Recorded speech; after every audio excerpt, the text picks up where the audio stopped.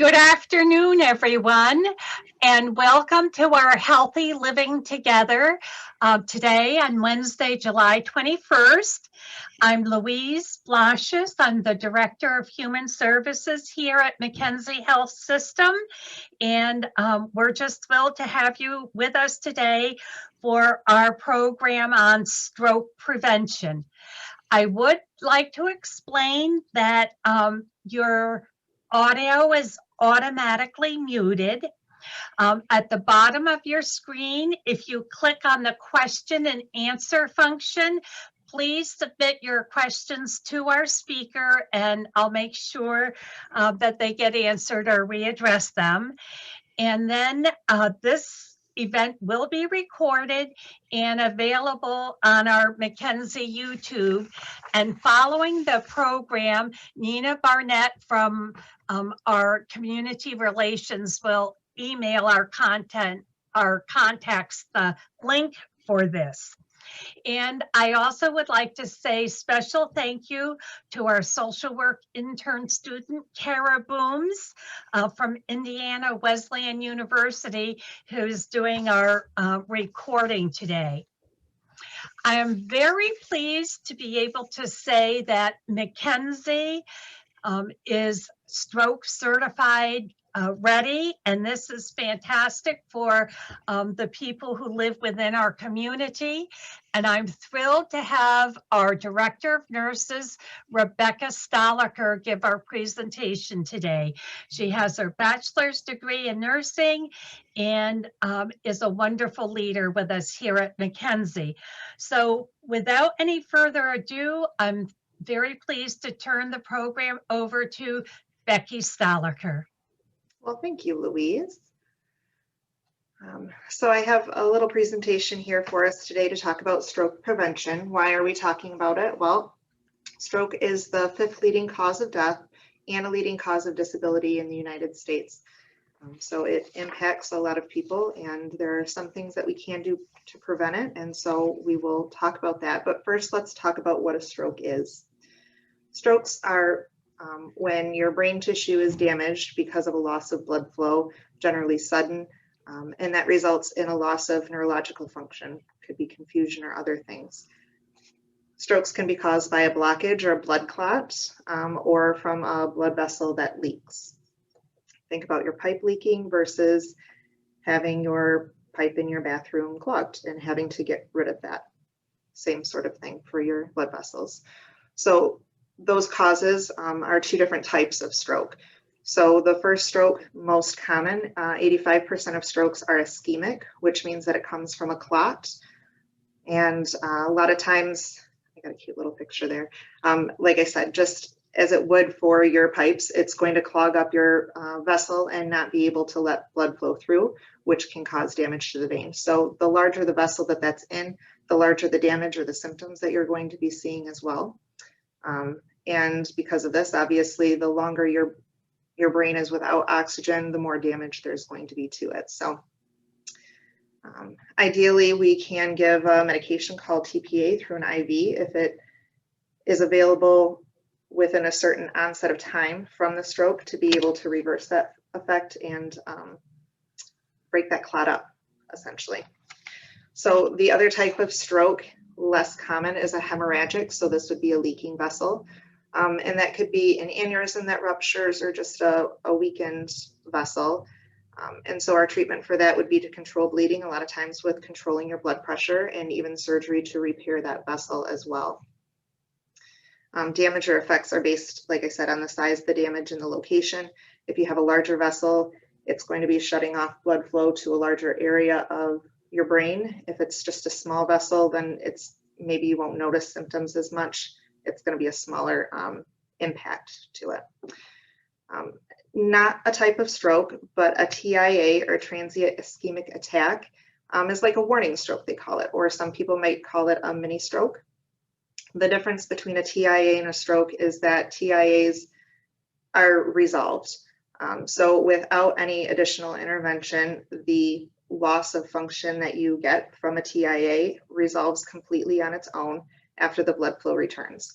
So they don't result in any permanent damage but it is serious, and a lot of times people ignore it because they feel like, oh, it's okay, I don't have to do anything for this, I can go back to my way of living and whatever I want to do. But please pay attention to those symptoms and TIAs. 12% of people who have a TIA will actually go on to have an actual stroke, and up to 12% of those will die within a year from the stroke. 9 to 17% of strokes occur within 3 months of the TIA or their first stroke. So really, that's why you call it a mini stroke, goes away, but a warning stroke is a much better description because it's your opportunity for a wake-up call to make some changes. So I talked a bit about signs and symptoms. What are they? Signs and symptoms of a stroke are sudden numbness or weakness on one side, generally of your face, an arm, or a leg. Sudden confusion, difficulty speaking or understanding what somebody else is saying. Problems seeing in either or one of your eyes, and difficulty walking, dizziness, or loss of balance. Some people have severe sudden headaches with no known cause. And again, all of these are dependent on where the damage is being done at, what part of your brain is being impacted. So it's important to recognize these symptoms. And there's a cute little acronym called FAST to help with that. And it really comes with 3 simple questions. Ask the person to smile. If they smile and one side of their face kind of droops, that would be a good indication that they're having a stroke or a TIA and need care immediately. Ask the person to raise both arms. We do this in the emergency room. And raise your arms, close your eyes, and if one of your arm drifts, then that's another sign. Ask the person to say a simple sentence like the sky is blue. They might have problems coming up with the words or putting them in the right order, and that again is a symptom of a stroke. So on the side of the presentation here, it reminds you of all of those things. So FAST is face, asking the person to smile, arms, sentence, or speech, and then the T is making sure that we're acting in time. So time lost is brain loss. And the longer that the blood flow is cut off to the area of the brain, the greater the amount of damage is, and also the less effective that treatment becomes. So that T isn't really an actionable item for assessment, but it is for getting them to the proper location. So obviously our goal would be to prevent strokes, and if we can't prevent them, we want to prevent any of the lasting effects or decrease those as much as possible. So effects of a stroke, as I've already said, depends on which part of the brain is injured and how severely it's injured. So it may result in long-term weakness, loss of sensation, difficulty seeing, moving, or speaking. And these may be greater right away, and with physical therapy or other interventions, they improve, but generally speaking, you'll always have a long-term effect of a stroke. So we just want to minimize that. Obviously, strokes are an emergency. I talked about time being very important. If you are having a stroke, if someone you know is having a stroke or you think they are, come to the hospital right away, preferably call 911. EMS in our area is fantastic, and they can start early intervention and get things started before you get into the emergency room. Although you might be, let's say, a block away and you think, oh, I can get so-and-so there faster than having an ambulance come, but really you may, but you could get in an accident because you're rushed and you're worried. You could get care earlier in your home and get them there to the next level of care by calling an ambulance. So recognizing a stroke and seeking treatment as soon as possible are key. Many people don't recognize it, or like I said, they'll be in denial or think it's not an emergency. I would much rather have people come into the emergency room with a headache and have it be just a headache than someone who's having a stroke and they didn't seek care in a timely manner. Generally, if a stroke victim is seen in the emergency room within a few hours of the onset of symptoms, we can reverse the damage and improve the care. So what happens when you come to the emergency room? You can expect a whole lot of things to be happening in the ambulance and in the emergency room, and probably all at the same time. So we're going to be accessing a vein to be able to give medications and fluid and anything else that might be necessary. We're going to check your blood sugar because maybe it's low, and that precipitates those signs and symptoms that you think are a stroke, but it's a pretty easy fix that we can rule out right away or as we're doing other things. Sometimes when you come in, we're able to take you right to the CAT scan and get a CT of your head to see what's going on, if there's damage in there or not. And you might even have the nurses, the physician, you might be getting your IV while you're getting switched over onto the cart for your CT scan, or getting your blood sugar checked at the same time. Like, lots of things are happening, as many hands on deck as we can. You'll also see the stroke robot if you come to McKenzie and we think that you're having a stroke, and that would be based on the results of your CAT scan. We have the ability through Extension for a neurologist to come onto what we call the stroke robot. It's a computer that comes to your bedside, and the neurologist pops up. So it's kind of like a full-time FaceTime visit with a neurologist, and they're able to ask questions and have questions answered, talk to the patient as well as any family members that might be there or caregivers that are around. And our nursing staff and provider can help facilitate that as well. So he would determine whether or not the patient would benefit from a transfer to a stroke center for further treatment, or what our next level of care should be, including medications. So Becky, transfer. we have a question that is related to this content. You've been talking about brain imaging, and the question from one of our participants is, they had an MRI done and it showed that they had an old stroke. Should they now follow up with a neurologist, is the question. They should really follow up with their primary provider. If you didn't realize that you had it, the best thing to do is going to be looking at what can be done to prevent having another one. And I think that conversation best starts with your primary care provider, and what can be done, what needs to be done. Maybe it's a consult with neurologists now, maybe it's making some lifestyle modifications and being aware of those signs and symptoms, and reaching out to a neurologist later on if or when it's necessary. Good question. Thank you. Yeah.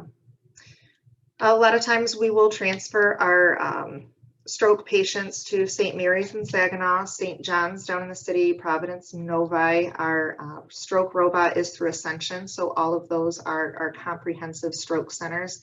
There are also primary stroke centers, including McLaren, Port Huron, Covenant are some of the closer ones. Your primary stroke centers can rapidly evaluate a stroke patient, provide the same medication that we can here, that IV TPA or Activase as it's called, to break up the clot. And they can also provide additional care, therapy, and education, whereas the comprehensive stroke center has advanced neurological imaging, endovascular interventions, and see a significant larger number of stroke patients, so they are prepared for it that way. As Louise mentioned, we are acute stroke ready. McKenzie was one of the first in Michigan to get that certification, and that comes through our partnership, we'll say, with Ascension, and the ability to have that stroke robot and the TPA available to be providing that early intervention, because as you all know, distance is a factor, and if it takes me an hour to get to a chain restaurant or a shopping center, it's going to take about an hour to get to any other larger hospital as well. And when these transfers happen, they may go by ground in an ambulance, they may go by helicopter as well, and that's something that gets considered early on and continued while you're here. So if you're coming in by EMS and they give us a heads up that we have a potential stroke patient, we can call to a helicopter company and see how far away they are, if they're available, if the weather's conducive to flying, all of those things that will factor in. If all the helicopters happen to be busy and they have to unload a patient, fuel up on gas, do all of their safety checks, then fly here, unload, do all of that, it's a lot of times about the same amount of time, or very similar, to go by ground versus by air. But you do have additional care options in the helicopter as well. So we've talked about what a stroke is, what your expectations are if it happens, how do we prevent that from happening? Well, the first thing to do is to assess your risk factors. There are multiple risk factors for stroke prevention. Obviously, prevention is preferred over having to treat anything. And knowing those risk factors and what you can change are very helpful. So family history of stroke predisposes you. Can't do anything about that. Your age, as we get older, our risk for stroke increases, especially over the age of 60. And gender, females are more likely to have strokes, and in fact, they're actually more likely to die from strokes as well. Maybe that's because men stress us out, maybe not. And race, African Americans are at greater risk than Caucasians. So these are some factors that are good to know if it increases your risk, but you can't do anything to change them. So let's focus on some of the risk factors that you have the possibility to change. Your blood pressure, tobacco use, being overweight, physical inactivity are all things that you have the ability to impact to prevent a stroke. So managing your blood pressure can be done by managing your weight, your diet, your activity, your use of alcohol. See how all these fall together. A blood pressure under 120 over 80 is considered normal. So reducing your sodium intake would also help with that. Managing stress, which is known to increase your blood pressure, are things that you can do. If you have high blood pressure, I encourage you to check it. If you don't have a blood pressure machine at home, which you can get at Walmart or Amazon or lots of other places, when you're out and about and you go to the store, you go to the drugstore and they have a blood pressure machine, sit down, wait about 5 minutes, just relax, get your blood pressure, write it down and monitor it. Every time you go back in there, get it. If you're using the same machine, it's going to remain consistent to that machine. And then you can take that list with you to your provider and say, look, my blood pressure has been very well controlled on my medications, or it's not very well controlled. What can I do about it? Maybe it's diet, maybe it's exercise, maybe it's a medication change, but that's additional information that you have with your provider to be able to manage your blood pressure and prevent a stroke. Don't smoke. Don't use drugs, especially cocaine, that can increase your risk for stroke as well. Alcohol should be limited to 1 drink a day in women or 2 for men. Eating healthy, choose foods that are low in fat, cholesterol, sugar, and salt, and maintain a healthy weight. That will help as well. And stay active, doing something that you enjoy. So all of these kind of go right into these risk factors of medical conditions: diabetes, high cholesterol, coagulation issues, AFib, irregular heartbeat, carotid blockage, heart disease, and sickle cell disease as well. So you may be on medications for some of these if you have one of these diagnoses. And I would just encourage you to take the medication as directed. Managing these conditions will help you reduce the risk of having a stroke. And obviously, if you're supposed to be on medication and you're not, talk to your doctor about it, as far as if there's a barrier or something that can help to be able to change your medication or be able to assist you so that you're not just ignoring it. Stroke prevention, there are 4 health behaviors combined, and this is a repeat of what I've said already, and a lot of this will continue to repeat because this is where we have the ability to impact. If you want a 2.3 time lower risk of stroke, follow these 4 things. Don't smoke, of stroke, not smoke. Don't smoke, be active physically, limit your alcohol, and have 5 servings of fruits and vegetables daily. Before we get into some of the tips to help you with these lifestyle changes, I just want to mention motivation.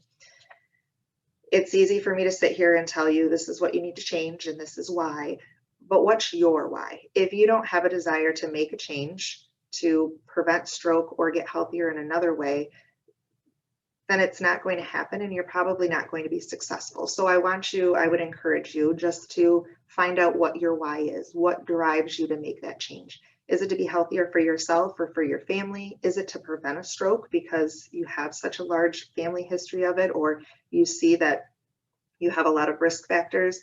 Is it to be around with grandchildren or be more active with them? Maybe it's a wedding that's coming up and you want to make sure that you're there for it and that you don't have additional health issues or concerns going on. Find 1 or more of those motivational factors and hold on to it and use that as your basis for any change that you try to do. I would also say that you could look at how you see yourself in 1 year, 5 years, 10 years from now. If you don't make a change, what's your life going to look like then? How happy are you going to be? How healthy are you going to be? And then think about a change that you might be willing to make. And as we go through and talk about some of those things, how would that make your life different in a year, in 5 years, in 10 years? What's that difference look like, and what's it worth to you? That'll help keep you on track. So we talked about eating, healthier eating. Can come and go, but we have gotten away from the triangle pyramid of food and into a plate system. And so you can find this online if you want to print it out, hang it on your refrigerator and have it available to you, but it's just a nice visual here. It shows a 9-inch plate, not a bigger plate. I have lots of bigger plates, but a 9-inch plate is standard. Fill half of it with fruits and veggies, green stuff. The more variety in the color, the better the nutrients are. Then fill a quarter of it with lean meats, so your chicken or fish, and then the other quarter with starches like potatoes, sweet potatoes, brown rice.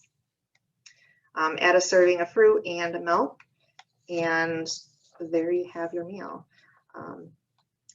Some tips to go along with that for breakfast: they suggest using half of your plate. Try having smaller portion sizes. If you go out to eat, you're generally getting at least 2 servings when it's really 1. That's just how Americans have gotten. So try using a smaller plate, whether you're out at a buffet or use your dessert plate or your salad plate rather than a big plate to eat off of. If you're at home, grab a smaller plate so that you can trick your mind so it thinks that you're fuller because it sees a fuller plate, but you're really not adding all those extra calories and food into you. Choose water-dense foods. They make you feel fuller. So fresh fruits and vegetables versus the dried or canned. If you're going to go with canned fruits or veggies, look for low sodium or low sugar, no added sugar or in their own juices as far as fruits go. Try prepping your food. It makes all the difference. You can take a half an hour one day to get things prepared and have better snack choices behind you. That way, when you're feeling hungry, you can grab something quick and you're less likely to go to processed foods, which are full of sodium or salt. That's how they stay preserved. And if you need a sweet treat, there are options out there. You can search all you want online. I use the Yummly app, Y-U-M-M-Y, on my phone. It's completely free and you can search by diet choices or whatever change you're trying to go to: low sugar, low carb, low fat. Sweet treat, if you're looking for a cookie, use an overripe banana, a half a cup of rolled oats, a little bit of vanilla, cinnamon, and maybe some dark chocolate chips or raisins. Mix it all together, scoop it onto a cookie sheet like you would any other cookie. Bake it at 350 degrees for about 15 minutes, and you have yourself a healthy chocolate chip cookie. It's not crispy, but it's tasty and it'll get the job done. Low-fat Greek yogurt with fruit. You can freeze it for an hour and it's kind of like a smoothie. Dice up an apple if you want. Sprinkle it with some cinnamon. It mimics an apple pie, but a little bit more crunch. Another tip that I mentioned is subbing out the sodium. So reducing the salt in your diet will help you not retain water. It will help your blood pressure for sure, and it'll make you feel better. So choosing stuff that is reduced sodium or reduced salt, whether that's seasoning or canned goods or frozen meals. You can make your own taco seasoning if you're into homemade stuff. You can use chili powder, cumin, onion powder, paprika, coriander, black pepper. No salt in there. Tastes great. I mix it up on occasion into a container so that I can just grab a couple of tablespoons out on my taco meat when I'm ready for it, and I don't have to open up packages that are filled with salt. Still got a great taste because of all the extra flavors that are in there. But you can also buy your own. Exercise. It's not the first of the year, so not everybody's all into that, but it's nice out and you're outside more probably and doing more things, and you should take advantage of that. But the benefits of exercise: it lowers your blood pressure. It helps you control other risk factors like obesity, high cholesterol, and diabetes. Exercise alone can lower your risk of stroke or prevent another stroke. It increases your heart rate, and it should be done regularly. What's regularly and how increased should my heart rate get? Well, let's talk about some different intensities. There's low intensity exercise that, if done daily, can have some benefit. I put a phone number there. That is to get registered if you are interested. Our geriatric nurse for the county does Tai Chi classes regularly at the Diamond Trail here in Sandusky and at the gazebo in Port Sanilac. It's free to anyone over the age of 60. And again, it's low intensity, so you're less likely to get injured, but it gets you up and it gets you moving. Right now, especially when the weather is so nice outside, why not? So the number there is 648-6117. If you're interested, you can call and get registered for it. Like I said, low intensity exercises gives you a lower risk of injury. And if you're not an exerciser, it's a great way to start out. Whatever you decide to do, start gradually and build your way up. Moderate exercise, you could do about 2.5 hours a week or 30 minutes a day, 5 days a week. That's going to help reduce your risk of stroke. Or vigorous exercise activity, if you're into that, an hour, 15 minutes a week is good as well. So what's the difference between moderate and vigorous? Try talking. If you can talk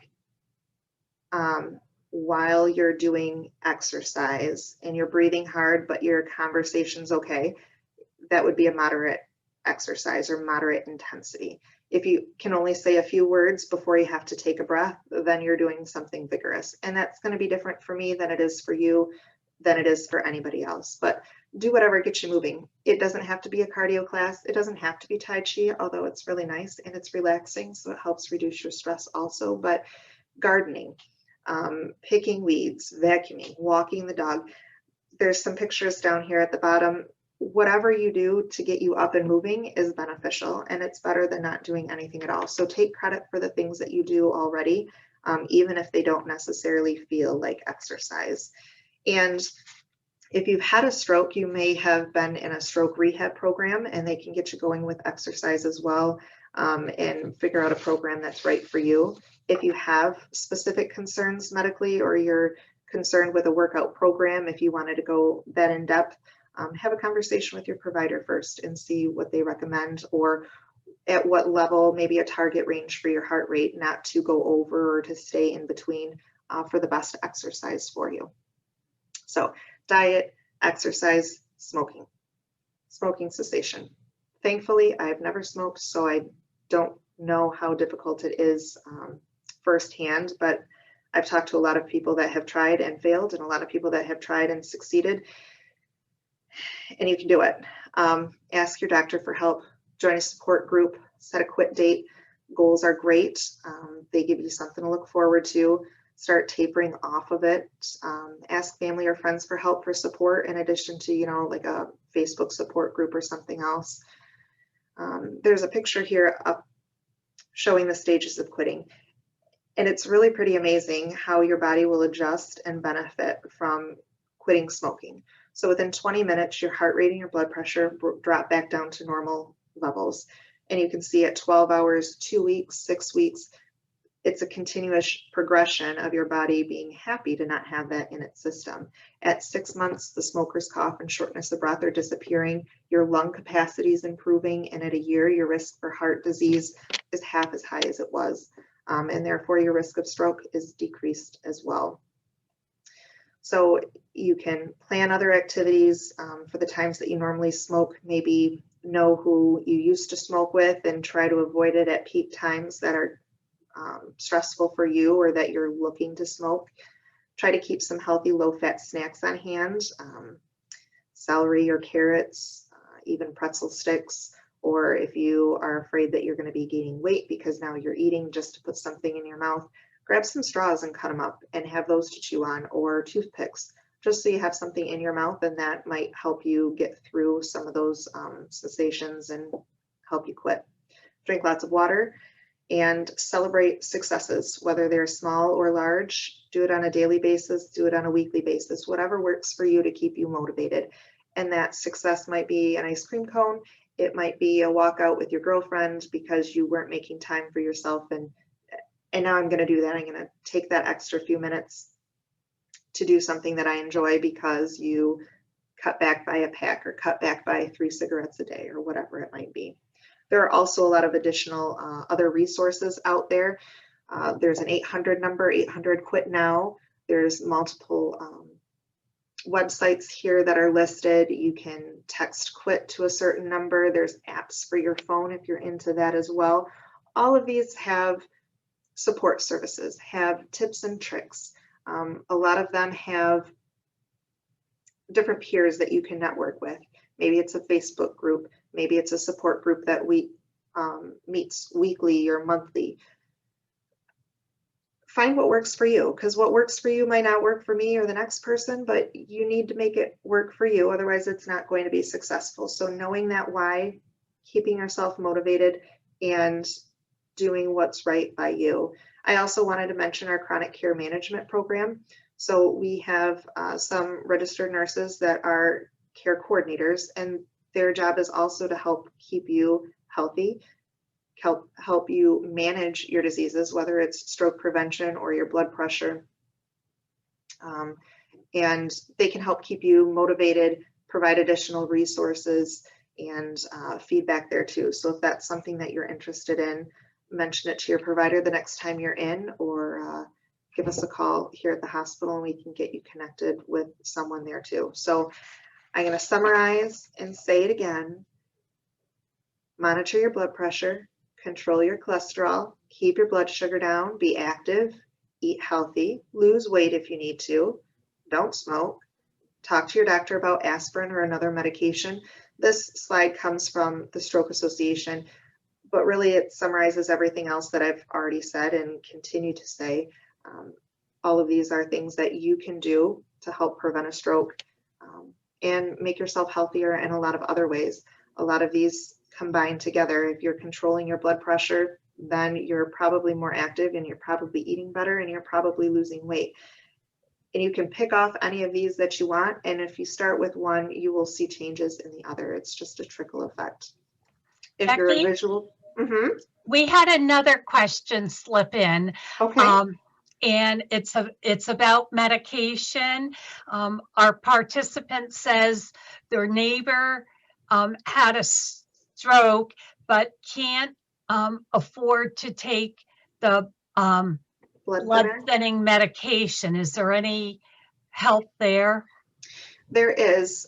So a lot of times if you are being sent home from the hospital, you'll be sent home on a blood thinner after a stroke.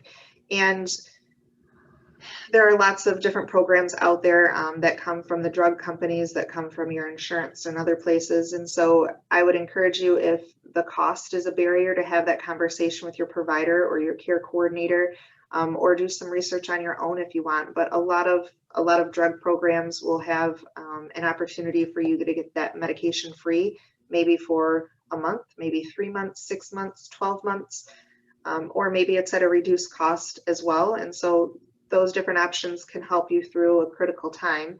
And as you continue with that, it's a conversation to have with your neurologist or your primary provider about possibly changing that medication. So your newer medications cost more money. Aspirin's been around for a long time. You can get it at the dollar store. It's cheap, but it doesn't have all the benefits as that other medication. And so if you have a stroke and you are on a blood thinner, it's important to take that medication as directed. But if there's a barrier to that, for sure, say something to your healthcare provider and they will certainly help you come up with the right resources to make that work, or adjustments for that as well. Thank you. Helps. Yes. And I invite participants, if there's any other question out there, feel free to put it in the question and answer slot at this time. So remember, FAST, looking for facial drooping, arm drift, slurred speech, and time is brain. So the faster that you act, the faster we can make improvements, and the less likely there is for interventions necessary down the road or residual effects from that stroke. So. Thank you very much, Becky. We really appreciate your presentation. And I know I feel lucky living in a community that has a stroke-ready hospital like McKenzie Health System. I would also like to invite our participants to join us again on August 18th. That's when we'll do Healthy Living Together again. And our presenter will come from the Sanilac County Health Department on a very timely topic about immunizations for children and adults. There's a variety that we all need, and we'll get an excellent update on that August 18th. Please register with Nina Barnett at 810-648-6117. Thank you. Thank you. See you next month. Bye, all.